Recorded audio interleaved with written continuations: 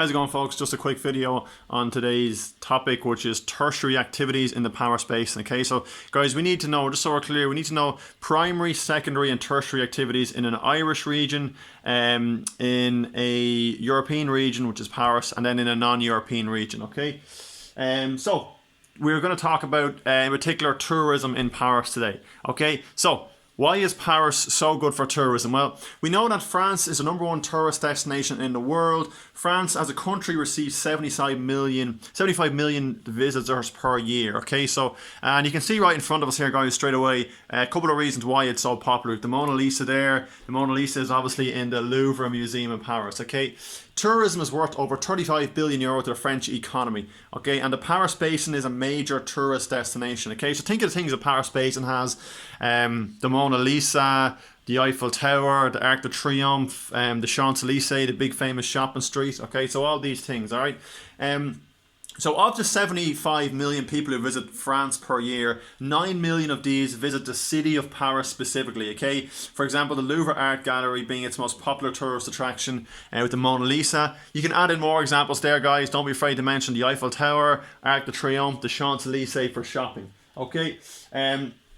And there are a number of factors contributing to Paris being popular with tourists. So the first one is its relief and climate. Okay, and relief and climate encourage tourism in Paris. Okay, so for example, Paris has large flat relief in the Champagne area, but there are large limestone ridges called scarps, such as the Falais, okay? And these scarps, guys, help to provide a continental climate, okay? So if you're on the land on the south of these scarps or mountains is ideal for wine production, okay? Reims is the center of wine production and has a well-developed wine tourist industry. So people who like wine might suit older tourists a bit more, okay?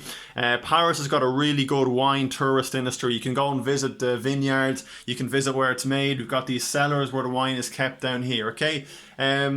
Also, there's many human factors contributing to Paris's tourist industry as well. So, for example, Paris has got lots of history. Okay, it's got lots of historical buildings, lots of medieval kind of style buildings and villages, such as this old church up here. And what else? What else helps tourism in Paris? Another thing, and this is a different tertiary activity, it's got excellent transport links. So Paris has got things like the TGV, very fast train, an excellent metro system, very good roads, which all make it better for tourism. Okay, other parts of Paris's history also attract people there. Okay, so for example, medieval towns such as Caen attract people who are interested in history. Also, we know that France was a very, very big theatre in the Second World War. For example, the Normandy beaches from D-Day, if anyone's ever seen Saving Private Ryan, they attract thousands of military history enthusiasts every year. Okay, for example, if we look at this is the Normandy beach here. The bunkers and the defences that were used in World War II are still there to this day. So it's a great interest for anybody who's any particular interest in history. Okay.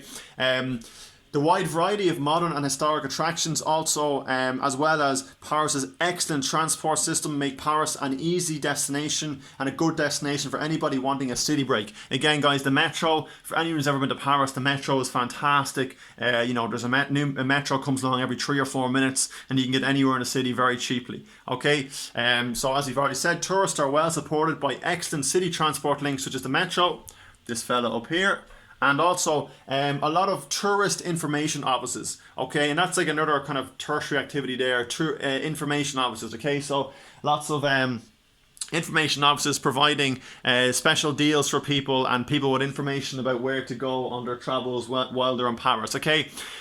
Another big attraction in Paris, Euro Disney, okay? And a lot of you might have been to Euro Disney, so and this is an example of the wide variety of attractions there are. So there's like historical attractions, there's wine, vineyard farming, which might suit older people, and then for younger people you've got things like Euro Disney, okay? So the wide variety of tourist attractions also appeals to both young and old. Young fans are attracted to facilities such as Disneyland in the east of the city in Marne-la-Vallée. Guys, Marne-la-Vallée, where have you heard that before? That's where the Citroën and Renault factories also are, okay? Older tourists, as we've already said, can spend time in art galleries and museums such as the Louvre and Musée d'Orsay, as well as cabaret shows at the Moulin Rouge. Okay, so you've got lots of art, lots of history, you've also got lots of theatre productions, and then for young people, you've got things like Euro Disney. Okay, Paris is, as we've already said, is like the home of shopping, the home of fashion. So as a result, it's got a huge kind of shopping area. Okay, the most famous is the Champs-Élysées. So shopping is another major attraction in Paris. The Champs-Élysées and Boulevard Haussmann are world famous shopping areas. Okay, so guys, the Champs-Élysées, okay, is actually this street right down here. Okay, if any of you have ever been to Paris, when you're on the Champs-Élysées, it's fantastic. A lot of streets meet in the middle. We've got the Arc de Triomphe here, which is another really famous tourist attraction you can go to see. Okay.